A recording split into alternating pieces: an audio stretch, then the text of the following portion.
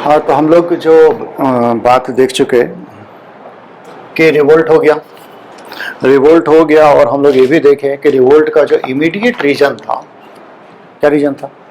हाँ, Enfield rifle का। उसमें मतलब कि बुलेट तो यूज करने से तो दाने से पहले कवर आता है। हाँ कार्ट्रिज तो उसको दांत से हाँ, ठीक है। तो ये जो है हम लोग देखे कि जो ग्रीस्ड कैट्रिजेज है, ग्रीस्ड कैट्रिजेस, ये जो था ये इमीडिएट कॉज ऑफ रिवोल्ट था। लेकिन जब कभी भी रिवोल्ट होते हैं तो कभी एक छोटा सा घटना से रिवोल्ट नहीं होता है। अक्सर अगर दो लोगों के बीच में या दो कम्युनिटीज के बीच में झगड़े होते तो उसके पीछे कारण होता है कि बहुत सारे मटेरियल एक्युमुलेट कर गए, तब जाकर के विस्फोट होता है। कि एक बड़ा घटना से भी विस्फोट नहीं होगा, बशर्ते कि पीछे में छोटी छोटी कई घटनाएं ना हो। कभी आप लोग घर में झगड़ा करते होंगे किसी एक दिन, तो पुराना हर बात निकाल देते होंगे, तो लोग सोचते होंगे कि ये तो हम एक काम अभी और पूरा इतिहास मेरा खुल गया। तो क्योंकि एक्युमुलेट कर रहा था। नहीं, अच्छा इस बार तो नहीं बोल रहे, बताएंगे। फिर कुछ हुआ, फिर अच्छा ठीक है बताएंगे। और एक बार कोई छोटा घटना होता है, लोग सोचते इतना छोटा बात में क्या भड़कने का बात था। लेकिन नहीं, क्योंकि पहले से लोग जो है ना वो भड़का के रखे हुए पहले से ही, इस कारण से वो छोटा जो है वो ऐसा काम कर रहे हैं कि वो एक्युमुलेट कर रहा है और फिर बिना बात का भी बात जो होता है वो हो जाता है, या छोटा सा बात से हो जाता है। तो इंडिया में अंग्रेज लोगों का आना, कमिंग ऑफ ब्रिटिश, ये खुद ही एक ऐसा इशू था कि, और ये लोग जो चेंजेज किए वो changes brought about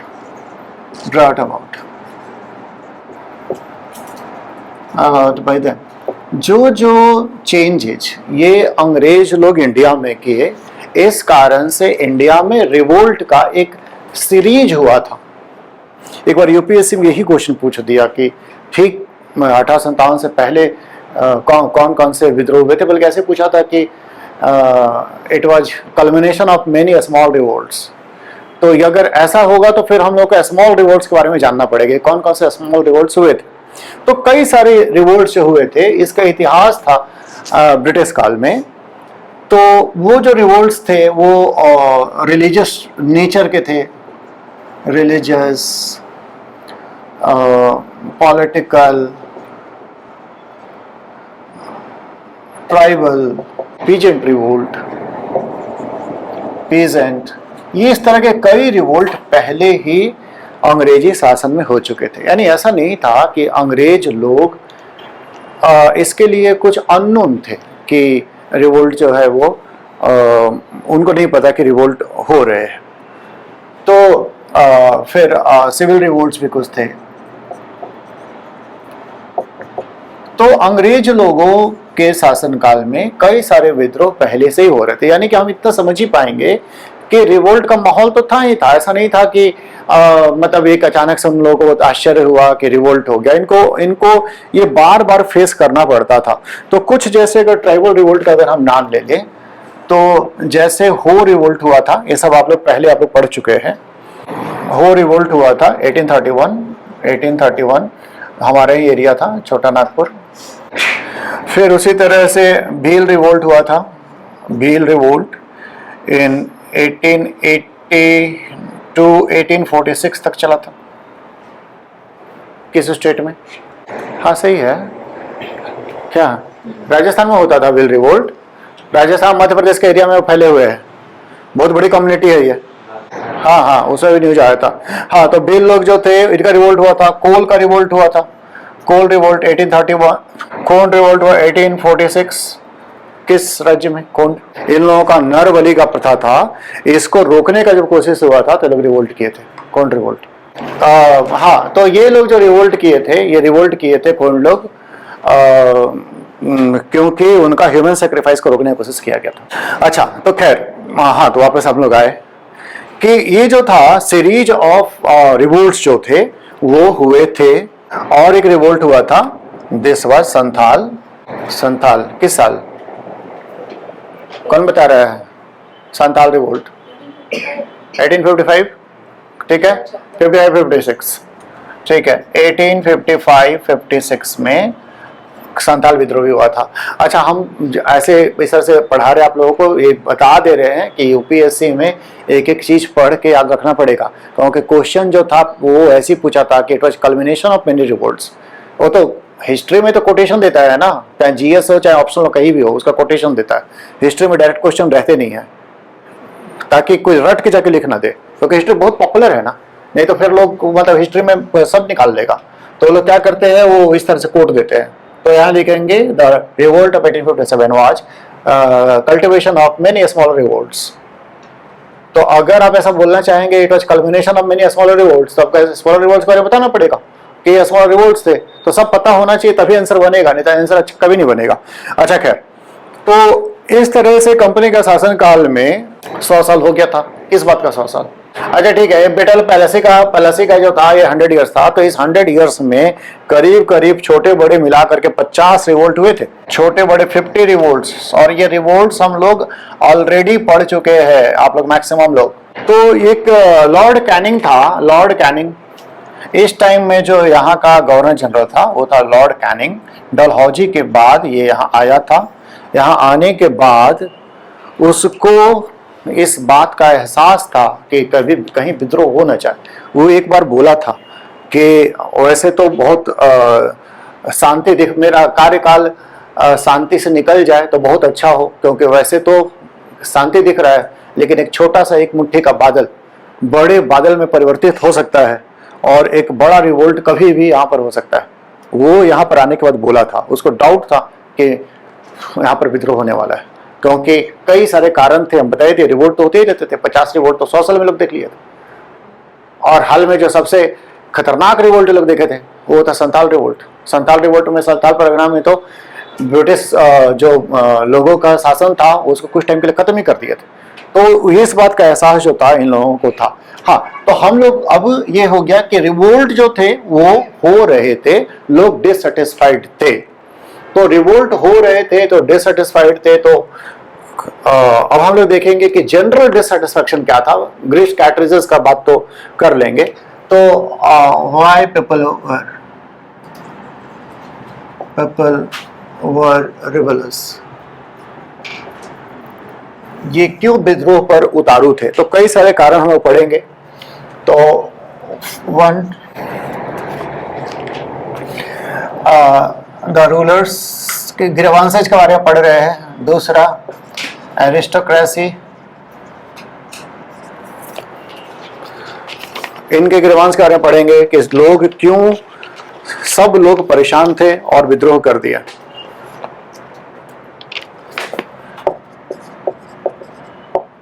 alien character of British rule, of British factors गिना रहे हैं, इसी पे आगे काम करेंगे हम लोग। इकोनॉमिक कॉजेज, आर्थिक कारण, religious cultural causes, military causes, foreign events, rumours, immediate cause. तो यही हम लोग का स्कीम है आज पढ़ने का। तो पहले पढ़ते हैं कि जो रूलर क्लास था इंडिया का वो क्यों डिससेटिस्फाइड था। तो discontent, content of the rulers, पहला फैक्टर। हम लोग ये देख रहे थे कि सिपाही लोग हथियार उठाए, विद्रोह किए, लेकिन बिना मौका गवाए रूलर लोग ज्वाइन कर लिए। ठीक, इक्का दुक्का अगर रूलर लोगों को छोड़ देते, किसको छोड़ दे? अच्छा बोलिए। सिंधिया, सिंधिया। तो डिसकंटेंट ऑफ द रूलर में पढ़ रहे। हाँ, तो हम क्या बात कर रहे थे कि रूलर्स जो थे वो बिना मौका गवाए वो रिवोल्ट को ज्वाइन किए। तो ये लोग क्यों खफा थे?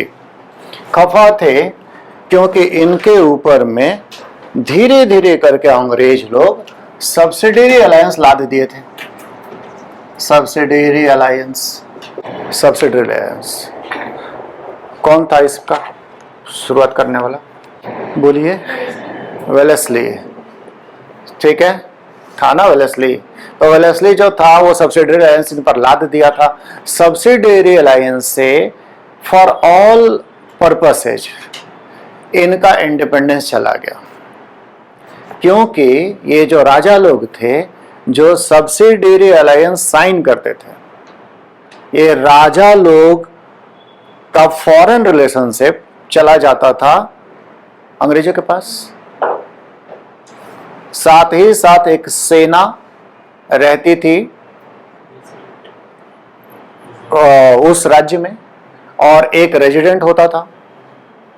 और ये जो राजा होता था, इंडियन राजा, ये उस सेना पर डिपेंडेंट होता था इंटरनल रिवेलियन को भी कुचलने के लिए, क्योंकि सेना ब्रिटिश कमांड में होती थी, इसीलिए ये इंडियन राजा लोग कमजोर पड़ जाते थे। कौन सबसे पहले सब्सिडियरी अलायंस साइन किया?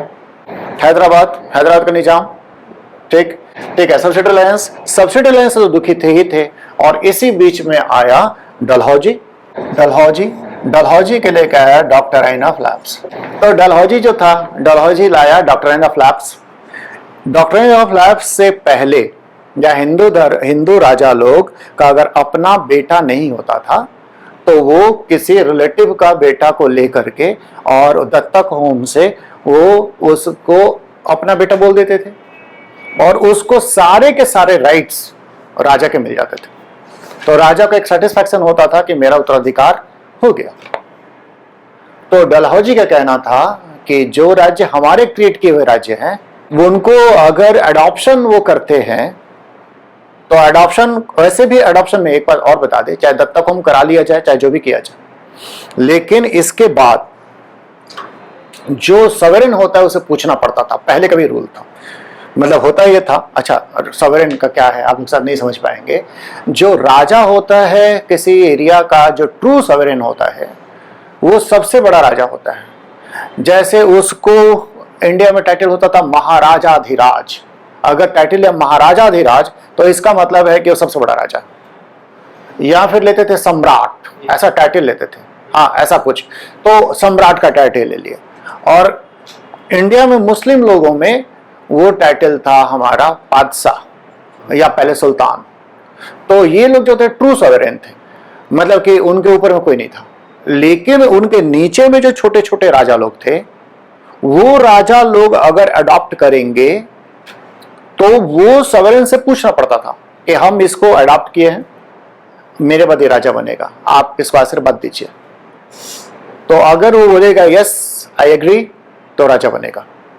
और इस प्रोसेस के लिए वो बहुत सारा नजराना ले जाते थे राजा लोग, ये मतलब सम्राट को देने के लिए, ये मेरा अडॉप्टेड, मेरा गोद लिया बेटा है, ये मेरे बाद राजा बनेगा। तो अगर वो मान जाएगा तो आगे वो बनेगा। पूछने का तो सिस्टम था, लेकिन पहले के राजा लोग, सम्राट लोग, बादशाह लोग मान ही जाते थे, नानुकर नहीं करते थे।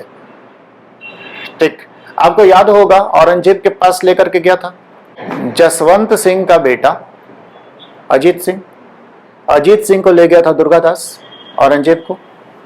लेकिन औरंगजेब जो था वो तिलक दिया था किसको? हाँ, भाई का बेटा था, क्या नाम था उसका? उसका नाम था इंदर सिंह। ठीक है, तो इंदर सिंह को तिलक दिया था। लेकिन हम केवल समझाना ये चाह रहे हैं कि औरंगजेब जो बादशाह था तो उसमें भी नया राजा कौन बनेगा उसके लिए जाते थे बताने के लिए कि हम लोग डिसाइड किए ये बनेगा। वो दो चुके क्लेमेंट थे, तो औरंगजेब इंदर सिंह को बोला इंदर सिंह बनेगा। हम परंपरा के बारे में बात कर रहे हैं, ना नहीं करते थे लोग, ये लोग हाँ ही करते थे। हम रिपीट बात कर रहे हैं कि इंडिया में अगर कोई राजा गोद लेता था, छोड़िए गोद लेने के बाद ही छोड़ दीजिए, इंडिया में जब राजा के बाद दूसरा राजा बनेगा तो जा करके सम्राट को, बादशाह को बोलेगा कि हम राजा बन रहे, इसके बाद नजराना लेके जाएगा और वो एक्सेप्ट करेगा सम्राट। और अगर गोद लिया हुआ बच्चा होगा तो गोद लिया हुआ बच्चा का केस में भी ये जाएगा राजा बोलने के लिए कि हम गोद लिए हैं, ये मेरे पास बाद बनेगा राजा। तो ये तो ट्रेडिशंस थे। डलहौजी का कहना था कि जब हमारे पास कोई गोद लिया हुआ बच्चा लेकर के आएगा कि ये हमारे बाद राजा बनेगा, तो अगर ये राज्य भारतीय राज्य हम क्रिएट किए हैं तो हम परमिशन नहीं देंगे। एकदम साफ साफ क्लियर कर दिया हो कि हम परमिशन नहीं देंगे, गोद लिए हुए बच्चा को हम राजा बनने का परमिशन नहीं देंगे। तो ये हो गया doctrine of lapse. So these states, princely states shall lapse to the British India. तो ये लैप्स जो था, ये लैप्स से जो भारतीय राजा लोग थे, ये राजा लोग में टेरर फैल गया। तो लैप्स से वो धीरे धीरे करके कई राज्यों को हड़प लिया, जिसमें था सतारा, जयपुर 1849। तो ये सब जो थे ये राज्य हड़प लिए गए थे। पढ़ा क्या रहे हैं, फर्स्ट पॉइंट पढ़ा रहे हैं कि राजा लोग क्यों सस्पिशस थे, क्योंकि लीड तो राजा लोग की है। तो हम लोग ये पता जानना पड़ेगा कि राजा लोग क्यों। तो राजा लोग जो थे अंग्रेजों से नाराज थे, क्योंकि सब्सिडियरी अलायंस से पहले ही उनको कमजोर कर दिया और डॉक्ट्रिन ऑफ लैप्स ला करके कई सारे राज्यों को हड़प लिया और कई राज्य सस्पिशस हो गए कि इरादा इनका सही नहीं लग रहा है। यही नहीं, डलहौजी का जो इंपीरियलिज्म था वो इंपीरियलिज्म आगे बढ़ा और जहां पर डॉक्ट्रिन ऑफ लैप्स नहीं काम कर रहा था वहां पर वो यूज किया मिसरूल। मिसरूल और मिसरूल के नाम पर एक राज्य था अवध, अवध को भी अनेक्स कर लिया।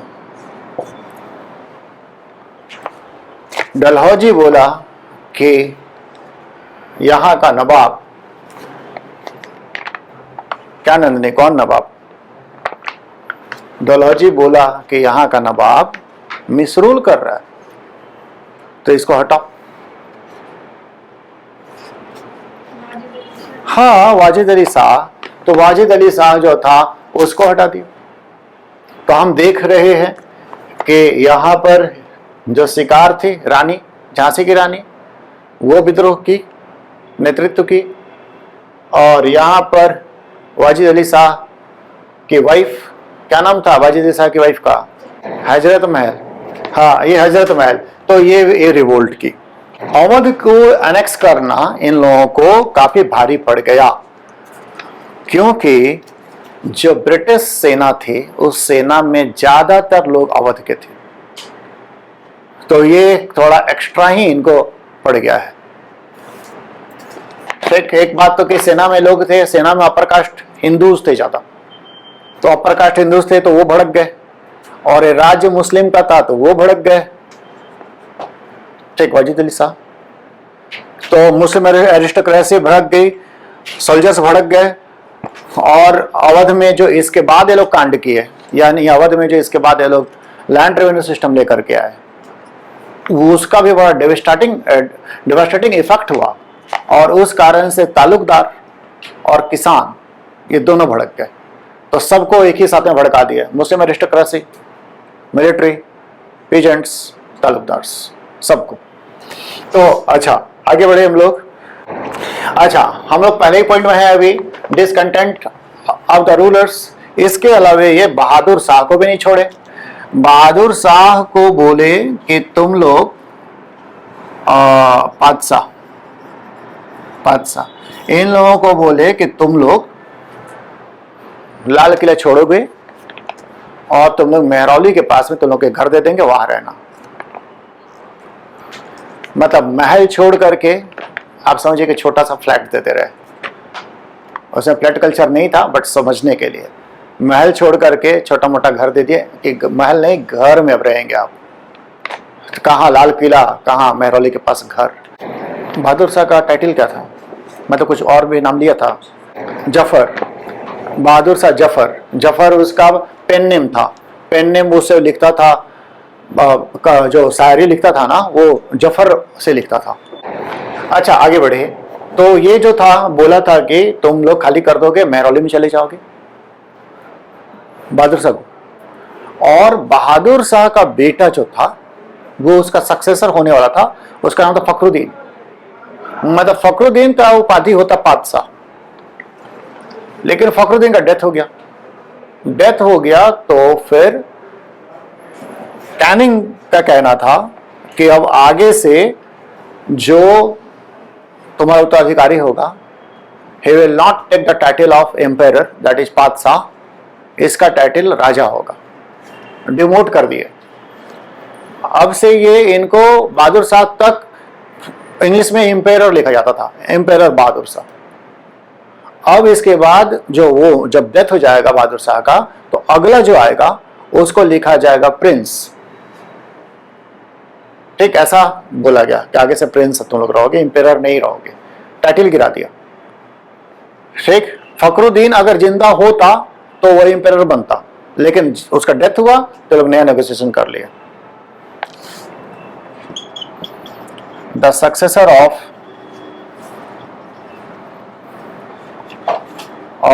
बहादुर शाह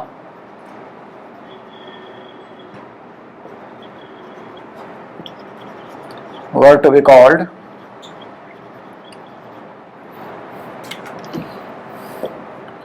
प्रिंस।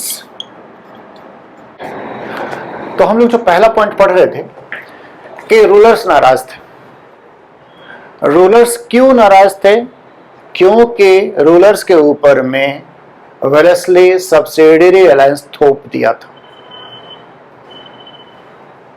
रूलर्स इसलिए नाराज थे क्योंकि डलहौजी उनका गोद लिया हुआ बेटा को उनका उत्तराधिकारी मानने से मना कर दिया था, और जिस राज्य में कोई पुरुष उत्तराधिकारी नहीं होता था उसको ब्रिटिश साम्राज्य में मिला लिया जाता था। जैसे सतारा, जैतपुर, संबलपुर, भगत, उदयपुर, झांसी, नागपुर को ब्रिटिश साम्राज्य में डॉक्टराइन ऑफ लैप्स के थ्रू मिला लिया गया था। राजा लोग सशंकित थे और बहादुर शाह के साथ में भी मिसबिहेव किया गया एक तरह से। बल्कि पहले ये बता दें कि वो सब मिलाया, फिर डॉक्टराइन ऑफ लैप्स से नहीं मिलाया अवध को, लेकिन वो ये बोल करके कि तुम अच्छा सा रूल नहीं कर रहा है, उसको मिला लिया। तो हड़प रहा था, अपना विस्तार कर रहा था भारतीय राज्यों की कीमत पर। और बहादुर शाह को भी बोला कि अब रेड फोर्ट खाली कीजिए, महरौली चाहिए, और आपके बेटों को तो अब हम लोग एम्परर नहीं लिखेंगे, अब हम लोग लिखेंगे किंग्स। ठीक, तो प्रिंस भी बोलते हैं तो किंग्स, हम लोग का लैंग्वेज में किंग्स ठीक है, हम लोग प्रिंस मतलब राजकुमार समझते हैं, लेकिन ये आप समझिए किंग। ठीक, तो ये जो है अगला बात। तो पहला पॉइंट क्लियर। दूसरा, एरिस्टोक्रेसी।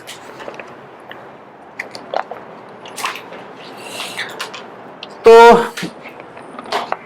राजा लोग जो थे, पुराने राजा लोग, ये लोग जो पढ़े लिखे लोग थे, मौलवी लोग होते थे, पंडित लोग होते थे, इनको इनाम देते थे जमीन, जो कि टैक्स फ्री होता था। तो एक बॉम्बे में एक इनाम कमीशन बना था, इनाम कमीशन। ये इनाम कमीशन जो था, ये 2000 जागीर को कॉन्फिस्केट कर लिया, जब्त कर लिया। जागीर्स वर कॉन्फिस्केटेड। 2000 जागीर को जब्त कर लिया, यानी कि ये जो लोग डिपेंड होते हैं राजा के ऊपर में, राजा इनाम देगा, तो जनरली कल्चरल लोग होते हैं, पढ़े लिखे लोग होते हैं, तो इन लोगों का जागीर को जब्त कर लिया गया। अवध में खास करके जो एरिस्टोक्रेसी थी वो बहुत ही दुखी थी।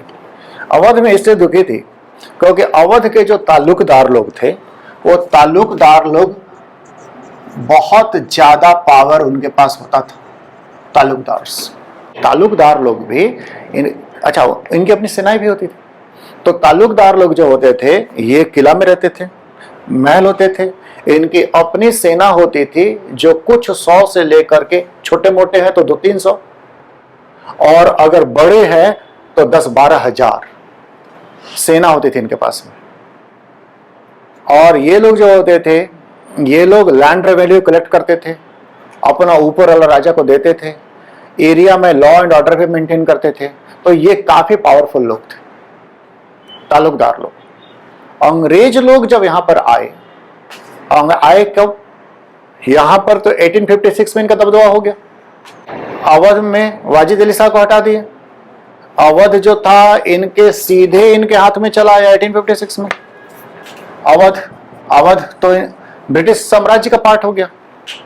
तो अवध में एक ये जो थिंकिंग था इनका कि ताल्लुकदार लोग जो हैं ये जमीन के लीगल मालिक नहीं है, ये लोग धीरे धीरे करके किसानों से जमीन ले लिए हैं बाय फोर्स एंड बाय फ्रॉजरी, धोखेबाजी से। तो इनको हटाओ, ठीक।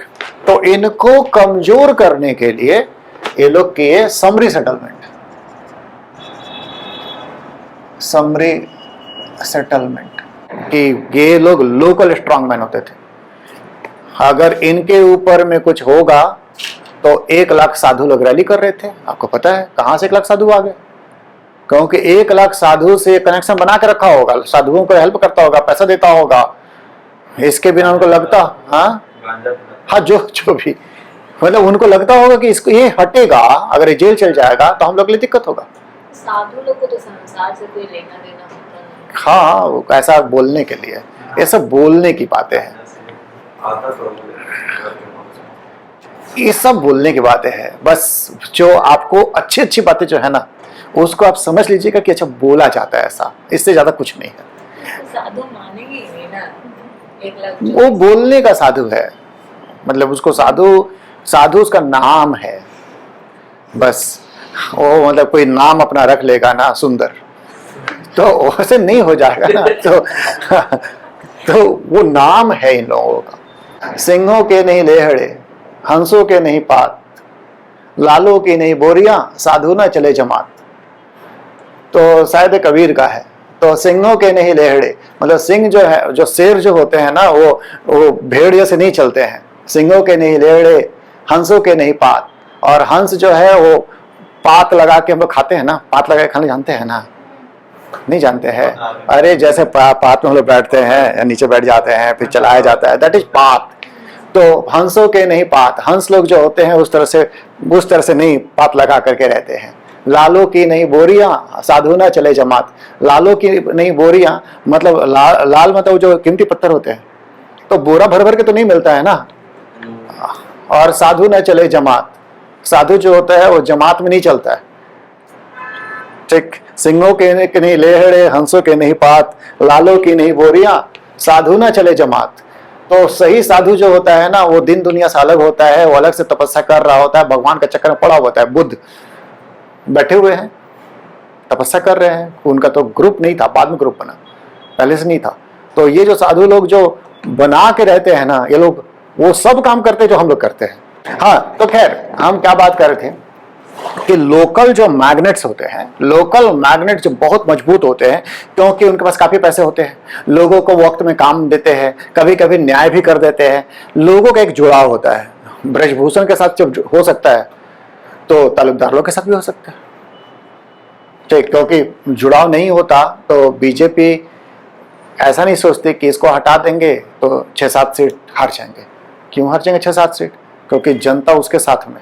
तो तालुकदार लोग भी जो थे वो लोकल स्ट्रांग पर्सन हुआ करते थे, और इनको वो समरी सेटलमेंट से, summary settlement it was a land revenue system. जैसे हम लोग जमींदारी सिस्टम पढ़े, महलवाड़ी सिस्टम पढ़े, रैतवाड़ी सिस्टम पढ़े, उसी तरह से अवध में समरी सेटलमेंट था।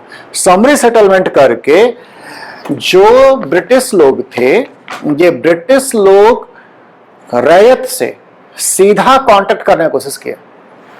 ताल्लुकदारों को बिचौलिया माना गया और इनका ताल्लुक छीन लिया गया, ठीक। ताल्लुकदारों को माना गया बिचौलिए हैं, पहले क्या होता था, ताल्लुकदार लैंड रेवेन्यू कलेक्शन करते थे और वाजिद अली शाह को देते थे। वाजिद अली शाह तो गया, तो इसको भी खत्म करने की कोशिश किए लोग, तो अवध में लाए समरी सेटलमेंट। समरी सेटलमेंट के थ्रू ये लोग ताल्लुकदारों को बीच से खत्म किए और सीधे कोशिश किए कि लैंड रेवेन्यू किसानों से लिया जाए। इनका जमीन पे जो क्लेम था उस क्लेम को बोला रिकॉग्नाइज ही नहीं किया गया। अगर वो बोलते थे कि ये 10 गांव मेरा है तो नहीं, रिकॉग्नाइज नहीं किया गया, तो ताल्लुक इनसे छीन लिए गए, ताल्लुक इनसे छीन लिए गए। तो ये जो है ताल्लुकदार लोग जो थे, ये ताल्लुकदार लोग बहुत ही गरीबी की स्थिति में कुछ ताल्लुकदार पहुंच गए थे और इनका सोशल स्ट्रक्चर जो था इनको और भी गरीब बना रहा था। तो बिल्कुल तैयार बैठे थे कि अंग्रेजों के खिलाफ में अगर कुछ होगा तो हम विद्रोह कर देंगे। अब एक और भी चीज यहाँ पे ले आते हैं कि लोकल वर्सेस डिस्टेंट। अगर कुछ गांवों का लैंड रेवेन्यू कनेक्शन अगर ताल्लुकदार कर रहे हैं तो उनको पता है कि यहां पर अकाल पड़ा हुआ है, तो वो ऑन स्पॉट है। ऑन स्पॉट में वो हो सकता है कि वो किसानों से बोलते तुम लोग इस पर छोड़ दो। हालांकि दिस इज एक्सप्लॉइटर ग्रुप, हाँ ये लोग तो मतलब मीडिएटर टाइप के हैं ना, तो हाँ तो वो दूसरे पर ही डिपेंड है, हाँ सही बात है, एक्सप्लॉइट भी करेंगे। लेकिन ऐसा भी हो सकता है कि किसी के घर में या उसका गोदाम में आग लग जाए, तो इनको तो ऑन स्पॉट पता होता है कि उसका तो सब जल गया, तो उसे नहीं भी लेंगे। लेकिन अगर यही बात अगर डिस्टेंट एडमिनिस्ट्रेशन जो दिखता नहीं है, कौन, अधिकारी, अगर अधिकारी कलेक्शन कर रहे हैं, अंग्रेजों के अधिकारी, तो वो तो अगर उनको माफ करवाना होगा तो लेटर लिखेंगे कलकत्ता से लेटर आएगा, नहीं कलेक्शन करो तो करेंगे कलेक्शन, क्योंकि कलकत्ता लोगों को क्या पता है कि यहाँ पे क्या हुआ है। तो लोकल लोग जो होते हैं उनको ज्यादा पता होता है। दूसरी बात कि किसी के घर में खास करके शादी है तो ताल्लुकदार के पास भी पहुंच जाएगा, बोले कुछ पैसा हमको दे दीजिए, बाद में ले लीजिएगा, दे देगा वो, ऑफिसर तो नहीं करेगा। तो लोकल जो बॉन्डिंग्स है ना, वो मतलब जो जीने का तरीका था वो डिसरप्ट हुआ ताल्लुकदार लोग के हट जाने से। हालांकि हम फिर भी बोल रहे एक बात कि इधर ऐसा ना हो कि मामला दूसरा तरफ चल जाए कि ताल्लुकदार लोगों को किसान लोग शोषक वर्ग के रूप में देखते थे, यस इट इज ट्रू। लेकिन फिर भी एक दूसरा एग्जांपल सबको क्लियर कर सकते हैं इस बात। पंजाब में अगड़ियास पढ़े ना हम लोग, शायद कुछ लोग भूल गए हैं कि ये लोग क्या करते हैं, किसान लोगों से खरीदते हैं, वो जो मंडी होता है उसमें सफाई करवाते हैं, सफाई करने के बाद वो बेच देते हैं, तो बीच में कमीशन खाते हैं ये। लेकिन कमीशन खाते हैं, लेकिन टाइम से पेमेंट करना, एडवांस पेमेंट करना सब करते हैं। अगर अदानी और अंबानी लोग आ जाएंगे ना तो ये कभी नहीं करेंगे वो कि नहीं इसको एडवांस दे देते, इसको जरूरत है। तो अगाड़ियां जो हैं, yes they may be exploitative, लेकिन फिर भी कुछ उनके भी अपने अपने रोल होते हैं। हाँ, तो ये जो था, ये सिस्टम जो था ये डिसरप्ट हो गया। अगर किसान लोगों को अंग्रेजों से फायदा हुआ होता तो ये विद्रोह अवध में इतना स्ट्रांग नहीं होता। क्या फायदा, अंग्रेजों क्या सोचे कि ये तो बीच का ग्रुप है, इसको हम हटा देते हैं, बीच का ग्रुप ताल्लुकदार को हटा देंगे, ताल्लुकदार को हटा देंगे तो किसान और हमारे बीच में कांटेक्ट अगर हो जाएगा तो दोनों का फायदा होगा, क्योंकि ये जो खाता है वो थोड़ा हमको मिल जाएगा, थोड़ा किसान को मिल जाएगा। ऐसा नहीं हुआ। हुआ ये कि ब्रिटिश सरकार का लैंड रेवेन्यू जरूर बढ़ गया, लेकिन किसानों का ऊपर लोड भी बढ़ गया। यानी there was problem of over assessment, यानी कि हो सकता है कि इट वाज अ रिफॉर्म कि ताल्लुकदार लोगों को हटाओ, किसान लोगों को थोड़ा राहत दो और हम लोगों को भी ज्यादा लैंड रेवेन्यू मिल जाएगा, क्योंकि बीच से एक लेयर को हम गायब कर रहे हैं। लेकिन ये काम अगर अच्छा से किया जाता तो किसान खुश भी हो सकते थे कि चलो हमारा लैंड रेवेन्यू थोड़ा कम कर दिया है लोग। लेकिन हुआ उल्टा, सरकार को टैक्स ज्यादा मिला, लैंड रेवेन्यू, और किसानों पर बोझ बढ़ा के, यानी there was problem of over assessment. इसका मतलब है कि ताल्लुकदार लोगों को तो दुखी किए ही किए, किसान लोगों को भी दुखी कर दिए। यानी अगर रिवोल्ट होगा तो दोनों मिल जाएंगे, शोषक, पुराना शोषक और शोषित। ठीक, किसान मतलब ये भी काम ये ठीक से नहीं कर पाए। तो इसका मतलब है कि अगर अवध में विद्रोह होगा तो अवध में तो मटेरियल पूरा का पूरा इकट्ठा कर लिए। हजरत महल खारखा बैठे हुई थी, ताल्लुकदार खारखा बैठे हुए थे, और किसान बोले अरे तो जान मार दिया वो समरी असेसमेंट ला करके। आगे है कि हम लोग देखे थे alien character of British rule. Bharat में बहुत सारे विदेशी आक्रमण हुए, ये सच बात, लेकिन इंडिया में जो भी विदेशी लोग आक्रमण किए थे वो ultimately they became part of India, Bharat में आकर के बस गए, भारत को अपना देश माने, और यहां पे जो उनके पास रिसोर्सेज आया वो यहीं पे खर्च किए। लेकिन ब्रिटिश रूल जो था इट रिमेन्ड एलियन ऑलवेज। 100 साल हो चुके थे, लेकिन अभी भी जो यहाँ ऑफिसर आते थे वो आते थे सोच के आते थे कि कमाने जा रहे हैं और कमा करके फिर वापस अपना घर आ जाएंगे। तो ये लोग रिटायरमेंट तक यहाँ पर खूब कमाते थे, घूस भी लेते थे, करप्शन करते थे। यहाँ का जो हमारा कल्चरल मटेरियल है, सांची वगैरह से जो मूर्तियां थी वो सब भी लेके चल जाते थे, और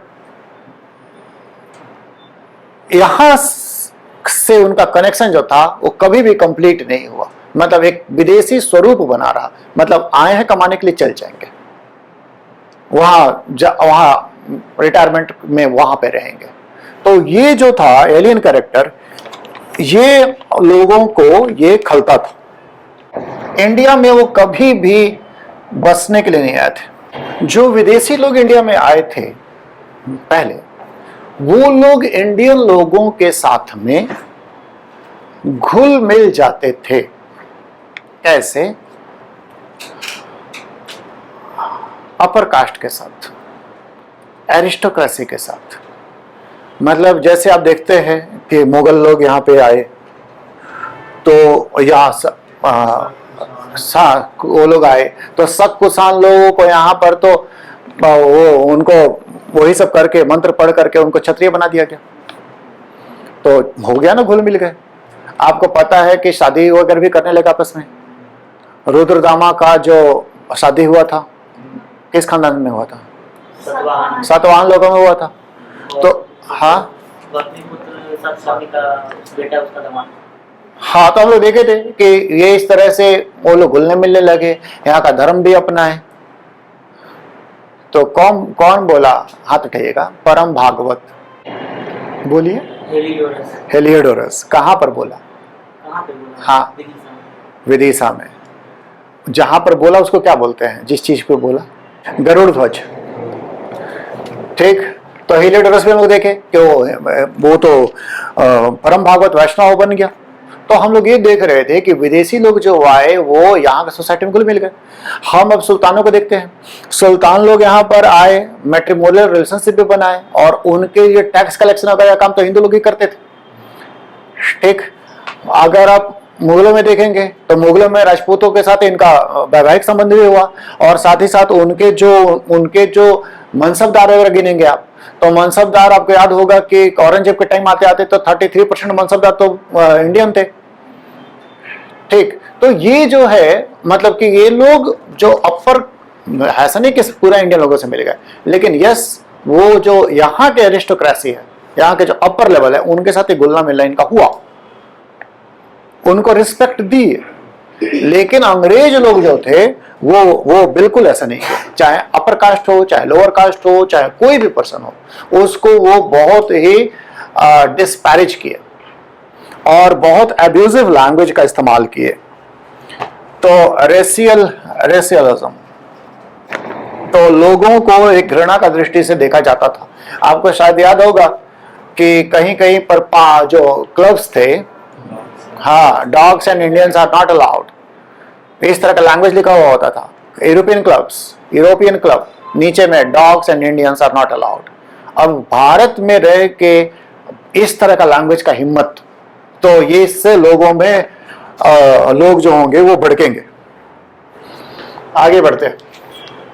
इकोनॉमिक कॉजेस, इकोनॉमिक कॉजेस का बड़ा सा हम लोग बात कर सकते हैं, और इसके लिए आप लोगों को एक चैप्टर हम पढ़ा चुके हैं, that is economic impact of British rule. तो शॉर्ट में बात कर ले रहे हैं। अंग्रेजों के आने से यहाँ का जो इकोनॉमी था वो इकोनॉमी पूरी तरह से खराब हो गया।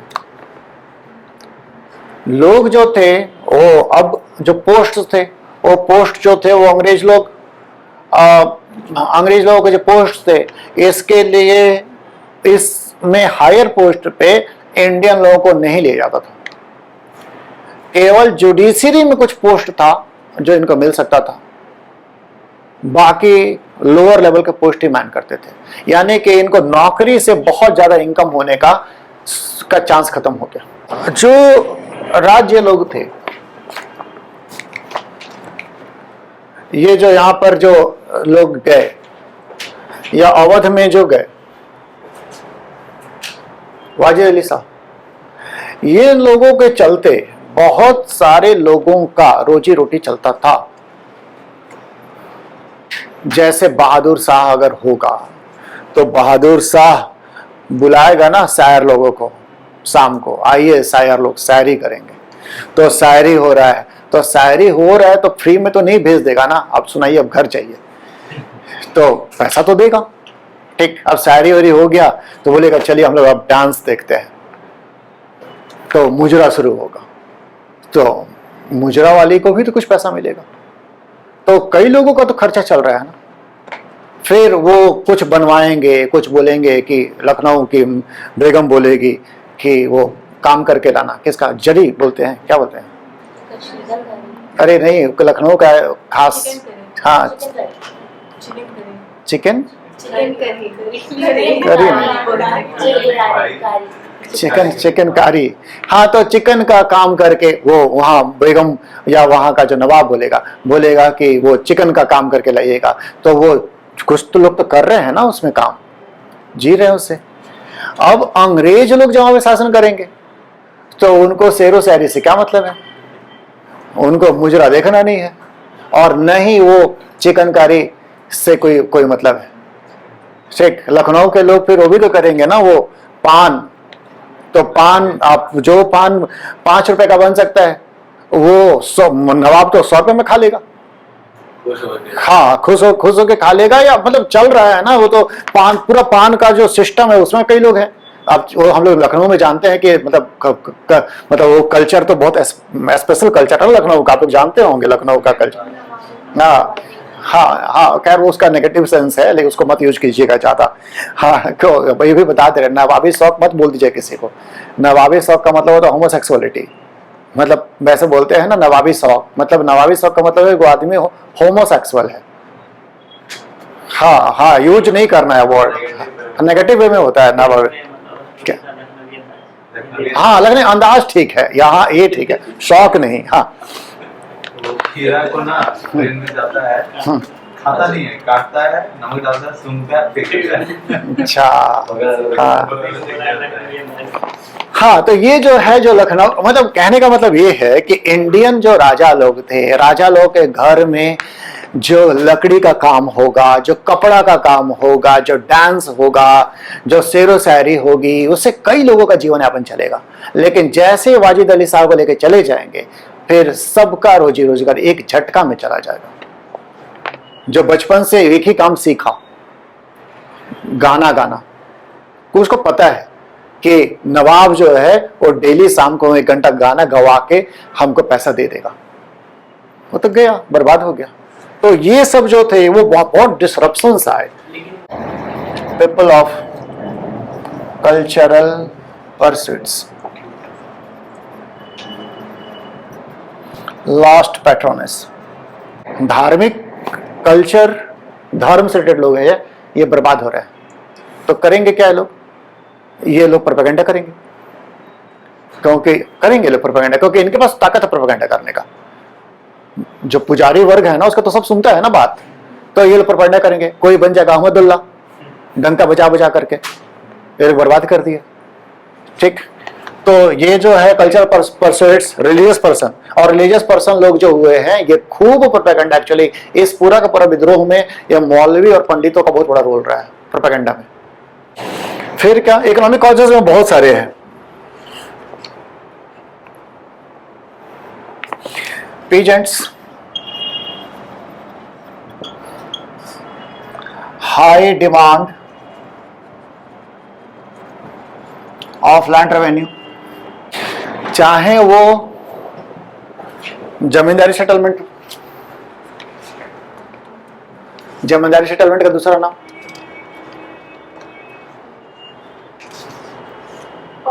हाँ परमानेंट सेटलमेंट, तो जमींदारी सेटलमेंट हो, चाहे वो रैयतवाड़ी सेटलमेंट हो, और चाहे वो महलवाड़ी सेटलमेंट हो, चाहे वो समरी सेटलमेंट हो, इन हर जगह में पेजेंट लोगों को ज्यादा पैसा देना पड़ता था। हम लोग पढ़ रहे थे कि सब लोग नाराज हैं, तो नाराजगी में हम लोग कुछ कुछ देखते हुए आ रहे हैं, किसान लोग भी नाराज हैं।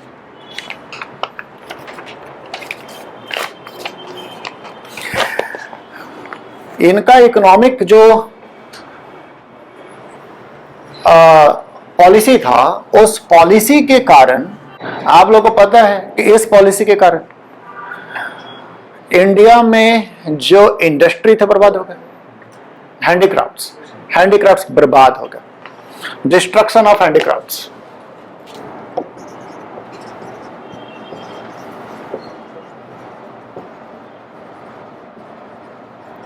क्योंकि खास करके हमारी टेक्सटाइल इंडस्ट्री तो बर्बादी हो गई, क्योंकि हमारे जो लोग थे, हमारे जो आर्टिसंस, वो कपड़ा हाथ से बनाते थे, हैंडलूम।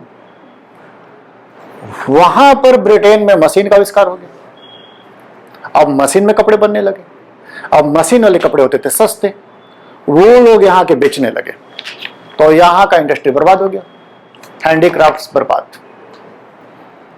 जब वहां पे इंडस्ट्री बन रहा था, तो अगर हमारा अपना राज होता, टीपू टाइप का कोई आदमी होता, जय सिंह टाइप का कोई आदमी होता, तो यहां भी इंडस्ट्री लगा देता, जो विजनरी होगा। लेकिन राज तो हमारा था नहीं, ये लोग यहां इंडस्ट्री लगने नहीं दिए, क्योंकि तब वहां का इंडस्ट्री से कंपटीशन होगा, तो यहां पे इंडस्ट्री लगाए नहीं हो, और न ही बल्कि इंडस्ट्री लगा के कोई हमारा राजा होता तो इंडस्ट्री भी लगाता, प्लस वहां का कपड़ा आने नहीं देता। फ्री ट्रेड पॉलिसी था ना उसमें। हाँ, मतलब एक तरफा, उधर से जो आता था सामान उस पे हमारा राजा टैरिफ लगाता, जैसे हम लोग अभी अमेरिकन एप्पल में लगाए थे, हाँ, तो टैरिफ लगाता, टैरिफ लगा के हम लोग का इंडस्ट्री को ग्रो करने देता। लेकिन वो लोग क्या किए कि वहां से फ्री आने दिया कपड़ा को, और यहाँ का कपड़ा को वहां पर टैरिफ लगा के अपने इंडस्ट्री को प्रोटेक्ट किए। हाँ, वहां पर लगा दिया टैक्स कि यहाँ का कपड़ा वहां न जाए। तो ये जो है, इस तरह से हमारा इंडस्ट्री, हमारा हैंडीक्राफ्ट बर्बाद हुआ। तो ये जो हो गया, हमारा डिस्ट्रक्शन हो गया। अब डिस्ट्रक्शन हो गया, अब क्या हुआ कि वहां पर ब्रिटेन के जो लेबर फोर्स है, वो लेबर फोर्स अनाज तो उपजाने के खेतों से तो फैक्ट्री में चली गई। वहां के लेबर फोर्स अपना खेत से गई फैक्ट्री में, और फैक्ट्री पे फैक्ट्री खोल रहा है। पूरा लंदन को आप समझिए कि काला काला है, धुआं निकल रहा है।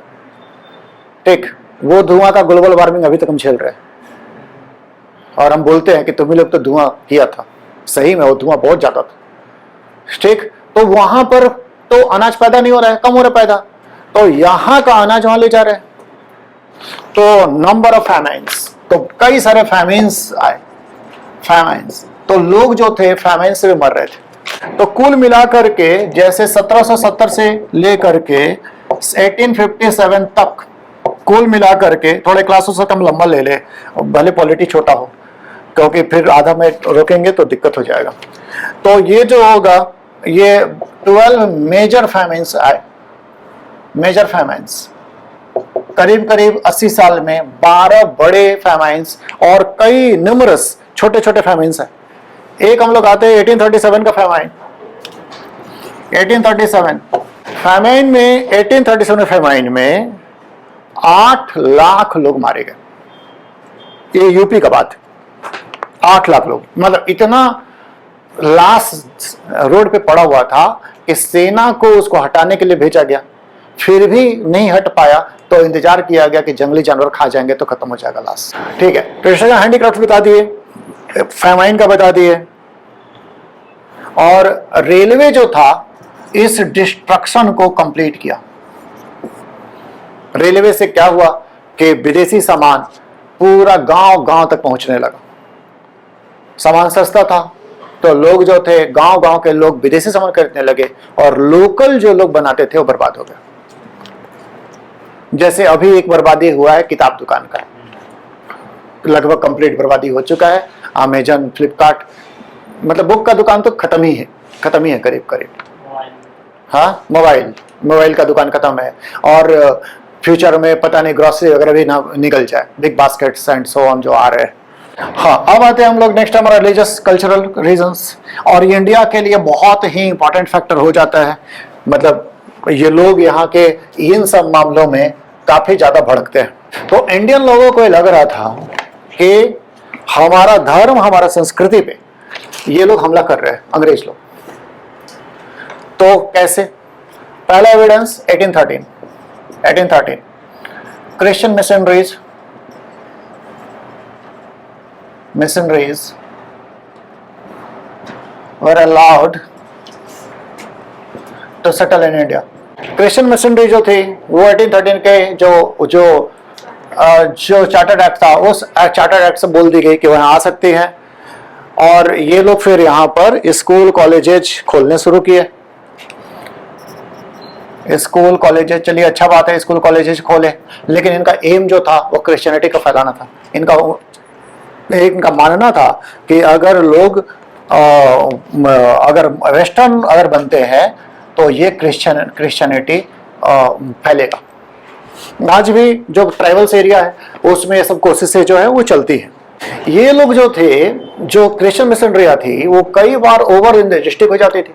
ओवर इंटेरिस्टिक पुलिस का प्रोटेक्शन था इनको, तो ये लोग कई बार जो हिंदुइज्म और इस्लाम के बारे में ये बहुत ही बकवास किस्म का बात करते थे। बकवास किस्म का मतलब कि उस समय के लोग जो टॉलरेट करने का हालत में नहीं थे वो सब बातें कर देते थे। ठीक, आप लोग अगर समझने को समझ सकते हैं कि आप कभी भी अगर कोई कट्टर मुस्लिम अगर हिंदुइज्म के बारे में बात करता है तो जो बात वो करता है, और कट्टर हिंदू जो बात करता है मुस्लिमों के बारे में वो जो बात करता है, ये सब बात वो ये क्रिश्चियन मिशनरियाँ करती थी। अभी फिल्म आ रहा है ना 72 हुए, तो इस टाइप का हाँ आ चुका है। हाँ, या फिर जो हम बात आज क्लास में बोले हिंदुइज्म के बारे में कुछ अगर बोल दिए हो तो ये सब बात लोग बोलते थे, मेरा मुंह से तो आप लोग को पच भी जाएगा। हाँ, लेकिन अगर यहाँ पर हम किसी क्रिश्चियन को खड़ा कर दे या किसी ऐसा धर्म वाला को खड़ा कर दे जो उसको आप नहीं पचा पाए, तो आप लोग सोचेंगे इसका धर्म में क्या क्या बुराई है, भड़केंगे ना। तो मतलब होता है, हम लोग मतलब अंदर से बोलना, आवाज उठाना आसान होता है, बाहर से अगर कोई पाकिस्तान का आदमी अगर इंडिया की बुराई कर देता है, हम लोग जानते हैं सही कर रहा है, सही तो बोल रहा है, फिर ही बोलते हैं अपना देखो ना, अपना देश देखो, हम लोग पचा नहीं पाते उस चीजों को। तो ये लोग जो है इस तरह से इंडिया का रिलीजन पर अटैक कर रहे थे। इसके अलावा ये लोग और भी क्या कर रहे थे, दे इंसल्टेड इंडियन रिलीजन्स। आप देखिए यहाँ पे एक और भी बात है, अगर इंडियन रिलीजन्स में अगर चुन के हिंदुइज्म को करते या इस्लाम को करते तो फिर भी हो सकता है थोड़ा सा बुद्धिमानी होता, जो बाद में किए 1905 के बाद, ठीक। लेकिन अब यहाँ पे जो है, यहाँ पे तो दोनों को इकट्ठे लपेट रहे हैं। अगर दोनों को इकट्ठा इंसल्ट करेंगे तो दोनों इकट्ठे हो जाएंगे, जो आपस में भले शांति से न रहते हो, लेकिन अभी इस टाइम में तो हो जाएंगे इकट्ठे। तो ये यहाँ पर मतलब ये इनका डिप्लोमेटिक नहीं रहे। इसके अलावा ये लोग आर्मी में भी काम करते थे। आर्मी में क्या करते थे, आर्मी में पादरी होता था। आर्मी में पादरी होता था, यह पादरी सैनिकों को समझाता था क्रिश्चियनिटी का खूबी, और प्रमोशन वगैरह का लालच दे करके क्रिश्चियनिटी में कन्वर्ट करने के लिए इनको इनकरेज किया जाता था। तो आर्मी में सैनिक भी जो थे, वो सैनिक भी इस बात से नाराज चल रहे थे। सैनिक बड़े डिसिप्लिन्ड होते हैं, उनको कुछ भी बोलेंगे तो वो कुछ प्रोटेस्ट करेंगे नहीं, लेकिन अंदर अंदर में तो ये उबल रहे थे। और शायद अंग्रेजों को पता नहीं चल पाया होगा कि इंडियन लोग अपना धर्म को लेकर के कितने सेंसिटिव होते हैं, समझ ही नहीं पाए होंगे कि ये इतने सेंसिटिव होंगे। अच्छा, खैर ये सब तो हुआ। इसके अलावा क्या हुआ कि ये तो हो गया हमारा रिलीजन का बात और कन्वर्शन का बात। इसके अलावा कुछ कुछ काम ऐसे किए जो कि आज के दिनों में तो सोशल रिफॉर्म दिखता है, लेकिन उस समय के लोग उसको क्रिश्चियनिटी बढ़ाने का रास्ता देखे।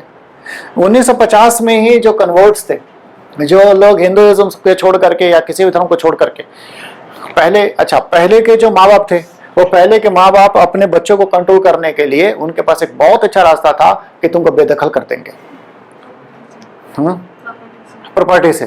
तो वो क्या होगा कि अगर बच्चा धर्म बदल लेता है, बच्चा इंटरकास्ट मैरिज कर लेता है, इंटर रिलीजियस मैरिज कर लेता है, तो वो जो होगा उसको उसका प्रॉपर्टी से बेदखल कर देंगे। तो ये बहुत बड़ा मतलब एक मतलब ये डिस्करेजमेंट होता था। हाँ, तो हम लोग ये बात कर रहे थे कि वो जो कोई भी पर्सन अगर क्रिश्चियनिटी में कन्वर्ट हो जाता है तो वो प्रॉपर्टी को इनहेरिट कर सकता है। वो एंसेस्ट्रल प्रॉपर्टी उसको मिलेगा। ये 1850 में कानून बन गया था, उसके बाद भी कानून बना, उसके बारे में बात करेंगे। तो ये लोग और क्या क्या काम किए, ये लोग जो लोगों को भड़का दिए, अच्छा काम, बट लोग तो भड़क रहे थे।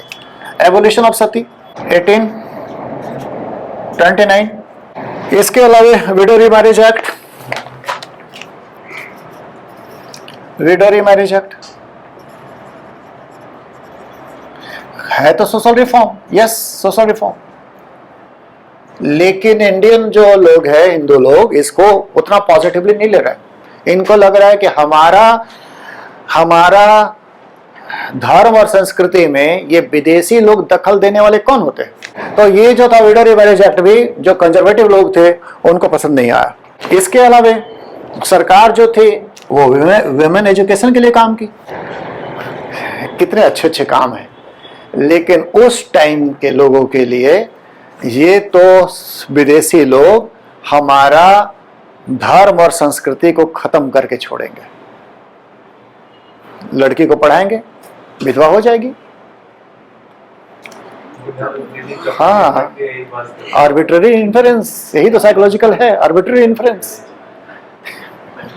हाँ, पढ़ाएंगे तो विधवा हो जाएगी। हाँ, क्या चौपाटी में बैठ के यही बहस करता होगा। हाँ, अभी भी होता होगा। हाँ, इसको बोलते हैं आर्बिट्ररी इन्फ्लुएंस, मतलब कि कुछ चीज को किसी चीज से जोड़ दो।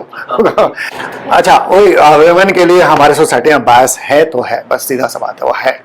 लड़की की तो सबका आंख में खटक रहा है, और लड़का लोग करेगा तो वो मतलब वो निजी नहीं समझेगा, अच्छा किया, मतलब इस तरह से हो जाएगा। और ज्योति बोला ऐसा कर ली, हाँ, तो भाई दोनों का एक्सप्रेशन में बहुत फर्क है।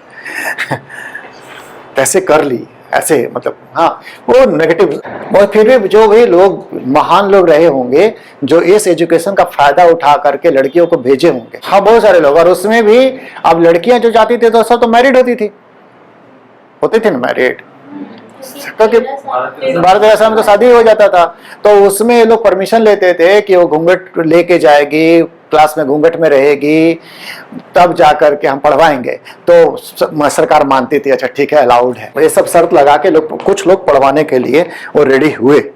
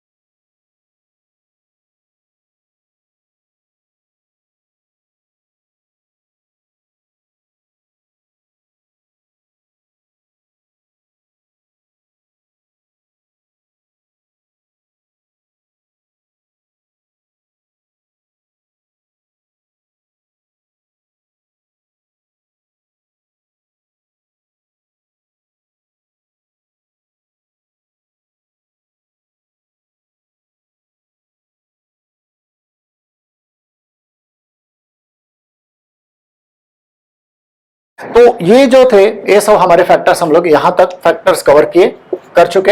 अब ये तीनों भी कर दे तो तुरंत हो जाएगा। फॉरेन इवेंट्स, फॉरेन इवेंट्स से था कि आप लोगों को याद होगा कि पहला अफगान युद्ध में, थोड़ा अगर याद कीजिए, पहला अफगान युद्ध में जो ब्रिटिश सैनिक थे वो भाग के इंडिया आए थे।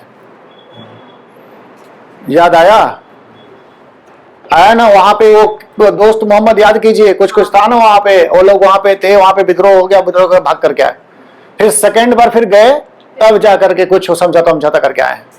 और उसी में पंजाब का लड़ाई, पंजाब वार का भी कारण था ये, कि वो लोग आते जाते में वो पंजाब में परेशानी हुआ था। ठीक, तो अफगान वार जो था, अफगान वार 1, ब्रिटिश रिवर्सेज, हाँ, ये था हमारा 1838 to 42। हम बोलना ये चाह रहे हैं कि अगर कोई देश किसी देश पर राज कर रहा है और लोग जो सोच रहे हैं कि अरे कितने मजबूत लोग हैं,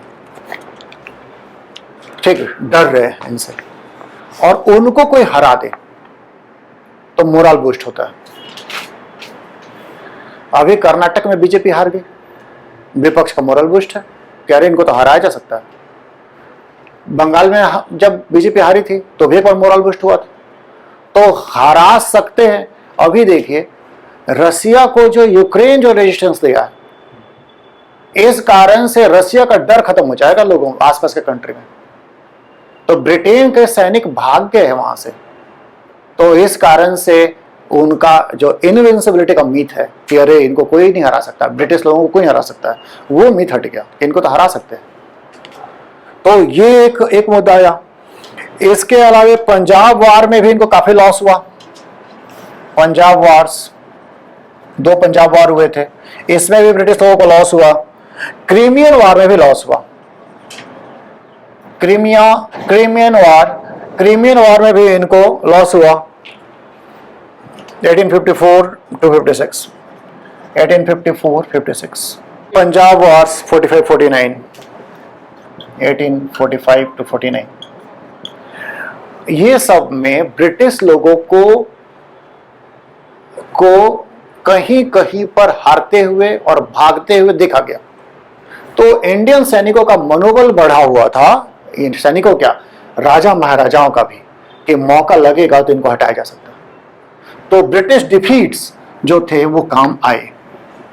जैसे इंडिया आजाद हुआ ना, तो इंडिया का आजाद होने के बाद कई सारी कंट्री लगातार आजाद हो गई, क्योंकि वो और इंडिया का आजाद होने से पहले ही जब जर्मन जो था, जर्मनी, वो तेजी से फ्रांस को खत्म कर दिया, ब्रिटेन पे बमबारी करने लगा, तो ब्रिटिश लोगों का मीथ टूट गया कि ये लोग हराया नहीं जा सकते हैं। तो सारे दुनिया में जो कॉलोनीज थी ना, विद्रोह करना शुरू की। तो हाँ, इसका असर पड़ा। और इसके अलावे जो संथाल अपराइजिंग था, संथाल देश में ही, वो बता दिया कि अगर लोग प्लान के साथ में और वीरता के साथ में लड़ाई करें तो अंग्रेजों को हराया जा सकता है, क्योंकि संथाल परगना में अंग्रेजों को कुछ टाइम के लिए खत्म किया जा चुका था। तो इससे लोगों का हिम्मत बढ़ा हुआ था। Next, rumours. र्यूमर का कोई कुछ कारण नहीं होता है, बस यूं ही। क्या यूं ही कि 1757 में पलासी का लड़ाई हुआ था, 1857 में 100 साल पूरा हो जाएगा, ब्रिटिश राज खत्म हो जाएगा। ठीक, कोई सिर पैर नहीं है इसका। 100 साल हो जाएगा, ब्रिटिश राज खत्म हो जाएगा, चलो भगा देते। ठीक, तो ये 100 साल वाला जो र्यूमर था कि ब्रिटिश राज खत्म होने वाला है, ये मार्केट में था, घूम रहा था। जैसे 2012 में एक र्यूमर घूम रहा था कि दुनिया का अंत होने वाला है।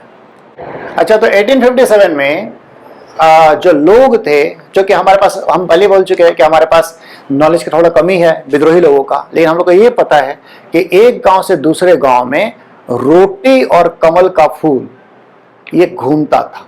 इसका क्या मीनिंग था ये अभी अंदाजा करना बड़ा मुश्किल है, लेकिन कहीं ना कहीं से रिवोल्ट से रिलेट करता था, या लोगों का मैसेजिंग का कोई सिस्टम था जिसमें कि एक गांव के लोग रोटी और कमल का फूल दूसरा गांव में पहुंचा देते थे। कुछ होने वाला है शायद उसका संकेत, तुम लोग भी समझ लो, रोटी कमल। तो ये रोटी और चपाती, चपाती एंड लोटस, ठीक है। तो र्यूमर्स भी थे 100 साल के। अब आ गए इमीडिएट कॉज। तो इमीडिएट कॉज में तो आप लोग को पता ही है, इमीडिएट कॉज में ये था कि पुराना राइफल था, that is brown base rifles. Brown base rifles के बाद है इनफील्ड राइफल्स। इसमें ग्रीस कैट्रिजेस थे जिसको दांत से काटना पड़ता था। सैनिकों को पता चला कि इसमें गाय और सुअर का चर्बी है, वो विद्रोह करती है। तो विद्रोह का कारण जो लास्ट में लिखे हुए हैं, this is called immediate cause. तो आप ध्यान रखिएगा कि इमीडिएट कॉज अलग होता है और कॉजेज अलग होते हैं। जिस कारण से लोग भड़क जाते हैं, दिस इज इमीडिएट कॉज। और जो पीछे में जो कारण एक्युमुलेट कर रहे होते हैं उनको बोलते हैं हम लोग कॉजेस। तो ये इमीडिएट कॉज था हमारा ग्रीस कैट्रिजेस। हाँ, ट्रिगरिंग भी बोल सकते हैं, ट्रिगरिंग कॉज। तो चलिए हम लोग एक बार हो गया, ये कॉजेस तो बता दिए, बटे पर बोल दे कि एक सरप्राइज कर दे रहे हैं। रूलर्स नाराज थे। नाराज क्यों थे? क्योंकि सब्सिडी लाइसेंस इन पर थोपा गया था, इनका आजादी चला गया था। डॉक्टराइन ऑफ लैप्स से वैसे राजा महाराजा जिनका कोई पुरुष वंशज नहीं होता था, उसका राज्य को डलहौजी अंग्रेजी राज्य में मिला लेता था। इससे बाकी राजा महाराजा लोगों को भी अंदेशा होता था कि ये जो ब्रिटिश राज है हम लोगों को हड़प लेना चाहते हैं।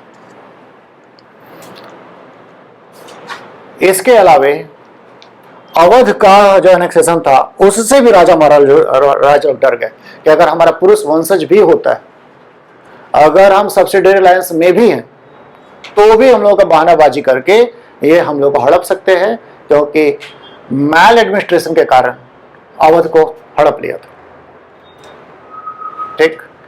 बहादुर शाह जफर के साथ जो ट्रीटमेंट हुआ, वो ट्रीटमेंट भी देसी राजाओं को अच्छा नहीं लगा, क्योंकि बहादुर शाह को बोला गया कि लाल किला खाली करो, मेहरौली के पास जाओ, और बोला गया कि तुम्हारे जो बेटे होंगे अब वो एम्पायर नहीं लिखे जाएंगे, अब लिखे जाएंगे किंग्स।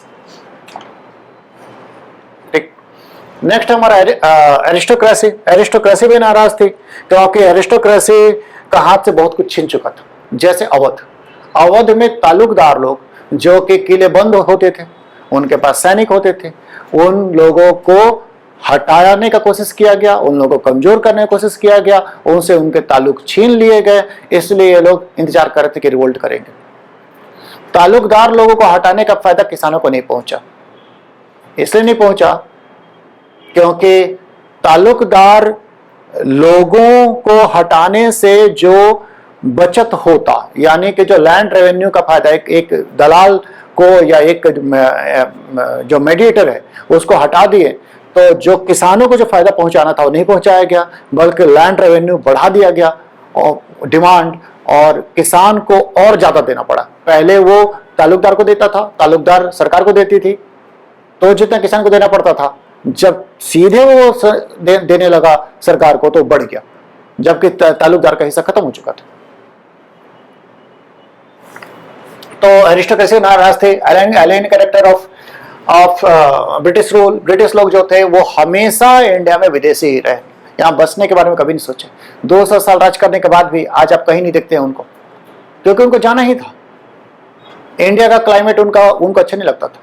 इंडिया में 2-4 जगह है, मसूरी, शिमला, जहां पर कि कोशिश की बसने का, एक आध का फैमिली बसे भी, लेकिन वो वैसा हो नहीं पाया। तो ज्यादातर तो उनको जाना ही था। तो जाना था तो यहाँ पर खूब कमा के चल जाना चाहते थे वो। तो यहाँ के लिए अगर कोई नहीं सेटल होना चाहेगा तो इस देश के बारे में नहीं सोचेगा। तो उनका कैरेक्टर जो था वो एलियन बना रहा, और वो नस्ली भेदभाव से ग्रसित थे। उनको लगता था कि हम अलग टाइप के बढ़िया नस्ल के लोग हैं, और ये लोग जो है ये लोग अच्छे नस्ल के नहीं। ठीक है। नेक्स्ट है हमारा इकोनॉमिक कॉजेज। इकोनॉमिक कॉजेज में बहुत सारे कॉज हैं कि ये इंडिया जो था, इंडिया का जो राजा महाराजा लोग जब बर्बाद हो गए तो उनके ऊपर जीने वाले लोग भी बर्बाद हो गए जो उनसे कमाते खाते थे। ठीक, पैटर्न चला गया। तो इसके अलावे जो हैंडीक्राफ्ट था इसको लोग बर्बाद कर दिया। ठीक, हैंडीक्राफ्ट को बर्बाद कर दिया क्योंकि इनको अपना इंडस्ट्री का सामान यहाँ बेचना था। तो यहाँ पर हमारे जो बुनकर है वो बुनकर लोग कपड़ा ना बना सके, ये इसका ध्यान रखें। और वो वहां जो इनका इंडस्ट्रियल रेवोल्यूशन हुआ था ब्रिटेन में, वहां का कपड़ा यहाँ बेचना चाहते थे, तो हमारे हैंडीक्राफ्ट्स बर्बाद हो गए। हैंडीक्राफ्ट से जो लोग बर्बाद होकर के जिनका जॉब छूटा, उनको जॉब कहीं मिला नहीं। ब्रिटेन में जॉब छूटा तो वो इंडस्ट्री में चले गए, यहाँ जॉब छूटा तो कुछ नहीं है उनके पास काम करने के लिए, गरीबी का जीवन। तो ज्यादा से ज्यादा क्या करेंगे, जमीन में चल जाएंगे, जमीन में खेती करेंगे, जमीन छोटा छोटा हो जाएगा। तो इस तरह से इसके अलावे रेलवे आया और रेलवे के कारण भी डिसलोकेशन हुआ, यानी कि रेलवे के कारण गांव गांव तक ब्रिटिश पहुंच हो गया, जहां से वो अनाज लेकर के ब्रिटेन चले जाते थे, यहां पर अकाल पड़ता था। ठीक, तो इसके अलावा रिलीजियस कल्चरल कॉजेज है कि ईसाई धर्म का प्रचार करने की कोशिश किया गया। स्कूल में, कॉलेजेस में, आर्मी में, जेल में, हर जगह ईसाई पादरी दिखते थे जो लोगों को समझाते मिलते थे कि क्रिश्चियनिटी इज बेटर रिलीजन और तुम्हारा रिलीजन तो बहुत खराब है, इस तरह से बात करते थे। तो इससे लोग नाराज थे क्योंकि इंडिया के लोग वैसे भी बहुत ही सेंसिटिव होते हैं रिलीजन का मैटर में। इसके अलावा आर्मी में भी यही काम कर रहे थे, कन्वर्शन करने को प्रमोट कर रहे थे और ये प्रमोशन का भी लालच देते थे। इवन कन्वर्शन करने के लिए पुलिस का भी हेल्प लिया जाता था। इसके अलावा कुछ अगर वो किए काम, मतलब सोशल रिफॉर्म्स, तो उसको भी इंडियन लोग नेगेटिवली व्यू किए, जैसे कि सती प्रथा का खत्म किया, विधवा विवाह को लीगलाइज किया, वुमेन एजुकेशन दी। लेकिन इसको भी जो कंजर्वेटिव सोसाइटी था वो कंजर्वेटिव सोसाइटी इसको नेगेटिवली व्यू किया और उनको वो इस तरह से व्यू किया कि हमारा कल्चर को खत्म करने का कोशिश है। अभी देखिए हमारी भी एक सरकार है जो यूसीसी की बात कर रही है, तो ट्राइबल लोग बोल रहे हैं ना कि हमारा पॉलीगैमी, हमारा पॉली एंट्री का क्या होगा। एक नजर से देखेंगे, सिविलाइज्ड की नजर से, तो क्या होगा, खत्म कर रहे हैं, कैसे खत्म कर देगा। अच्छा, तो तुम लोग हम लोगों को बर्बाद करने के लिए सोच रहा है, हमारा कल्चर को खत्म करेगा, देखते हैं कैसे खत्म करेगा। ठीक, तो ये जो है लोग उस तरह से सोचे कि हमारा तो कल्चर को बर्बाद कर रहा है, लोग साजिश है। अच्छा, तो ये हो गया हमारा religious cultural causes. Military causes, military में डिसिप्लिन के नाम पर जो कास्ट प्रिविलेजेस थे उनको खत्म किया गया। इसके अलावा इनके साथ रंग भेद का नीति अपनाया गया सिपाहियों के साथ। सिपाहियों को के लिए गलत भाषा का इस्तेमाल किया जाता था, उनका इंसल्ट किया जाता था। इनका प्रमोशन हो नहीं सकता था, ज्यादा सुविधा तक पहुंच सकते थे, सैलरी कम थी। इसके अलावा ज्यादातर अवध से आए हुए थे। अवध का प्रॉब्लम इनका अपना प्रॉब्लम था। अवध का नवाब को ले गया, इनका नवाब को ले गया। अवध में इनके घर वाले लोग बोल रहे हैं कि बेटा बहुत यहाँ पर टैक्स देना पड़ रहा है, लैंड रेवेन्यू, बहुत गरीबी है। तो वो लिख रहे हैं सरकार को कि हमारे यहाँ पर लैंड रेवेन्यू में थोड़ा सोचा जाए। 14,000 पिटीशन डाल दिए। इसके अलावा वो होमोजेनस थे। होमोजेनस थे मतलब कि हायर कास्ट, वन लोकेलिटी, तो विद्रोह करने के लिए आसान हो गया। हाँ, वन लैंग्वेज। तो ये सारा का सारा कारण जो था ये। इसके अलावा मिलिट्री कॉजेज तो एक से एक है। मिलिट्री कॉजेज में ये भी है कि इनको समुद्र पार जाने के लिए बाध्य किया गया, लिखवाया गया कि तुम समुद्र पार जाने का वादा करो। इससे भी असंतोष था। तो लोग मिलिट्री लोग विरोध, जो विद्रोह था वो बार बार कर रहे थे, बार बार कर रहे थे और बार बार कर रहे थे, हम दिखा ही रहे। और जो बड़ा विद्रोह हुआ 1857 में हुआ। फिर हम लोग ये देखें कि फॉरेन इवेंट्स, अफगान वार, पंजाब वार, क्रिमियन वार, इसमें अंग्रेजों का हार हुआ कुछ बैटल्स में। तो ये यहाँ के जो लोग थे वो इस रूप में लिए कि अंग्रेजों को हराया जा सकता है। इसके पहले सोचते थे अंग्रेजों को नहीं हराया जा सकता है, लेकिन अभी सोचना शुरू किया अंग्रेजों को हराया जा सकता है। और संथाली लोग जो थे संथाल विद्रोह में प्रूफ कर दिए कि अंग्रेजों को हराया जा सकता है। तो इससे जो था वो लोगों का मनोबल बढ़ा था, हमारे सैनिकों का। फिर ये रूमर्स था कि 100 साल हो गया, अंग्रेज लोग राज खत्म हो जाएगा। तो लोग चपाती और कमल के रूप से कुछ कुछ संदेश देना शुरू कर दिए थे ठीक 1857 का रिवोल्ट से पहले। और इमीडिएट कॉज जो था वो ब्राउन बेस राइफल्स जो था, उस राइफल का जब इनफील्ड राइफल्स आया, और इनफील्ड राइफल में जब ग्रीस कैट्रिजेस थे जिसमें पोर्क और बीफ का फैट था, तो लोग जो थे, सैनिक जो थे, वो इसको अंतिम प्रूफ माने कि ये हमारा धर्म को भ्रष्ट करने में लगे हुए हैं। धर्म को भ्रष्ट करने का प्रूफ तो यहाँ पर पूरा का पूरा है ही है। धर्म को भ्रष्ट करने का प्रूफ हम तो यहाँ पे रिलीजियस फैक्टर बता ही दिए, लेकिन अगर कोई प्रूफ बाकी हो तो ये प्रूफ आया कि नहीं, इनका मतलब अभी तक तो क्रिश्चियन पादरी आके बोल रहे हैं कि बदल दो धर्म, जबरदस्ती नहीं कर रहे हैं। ठीक, अभी तक सेना का डिसिप्लिन के नाम पर समुद्र पार कर जाओ, लेकिन ये तो प्रूफ था कि तो धर्म तो अब तो मुंह में लगाए और धर्म गया। तो ये करने के लिए आए हुए यहां पर, तो अल्टीमेटली विद्रोह हो गया। एक शुरुआत में हम चर्चा किए थे कि जो क्वेश्चन एक आया था, क्वेश्चन कैसा यूपीएससी फ्रेम करेगा बोलना बड़ा मुश्किल है, लेकिन एक क्वेश्चन जो फ्रेम किया था कि it was culmination of many revolts. तो कल्मिनेशन ऑफ मेनी रिवोल्ट्स में हम बता ही दिए कि पहले रिवोल्ट हुए थे, और उन रिवोल्ट्स के साथ में ये रिवोल्ट कब जोड़ दीजिए, तो आपका कहानी रेडी है कि मतलब आपको दिखाना पड़ेगा उसमें कि अंग्रेजों के खिलाफ में, हम तो बहुत डिटेल में बता दिए, लेकिन अंग्रेजों के खिलाफ में इस कारण से गुस्सा था, आप कारण बता दीजिए, और उस कारण से लोग बार बार विद्रोह करते थे, और विद्रोह को गिना दीजिए। ठीक, तब का आंसर बन गया कि, और आप बताएंगे कि फाइनल जो था, जो फाइनल विद्रोह था 1857 का था।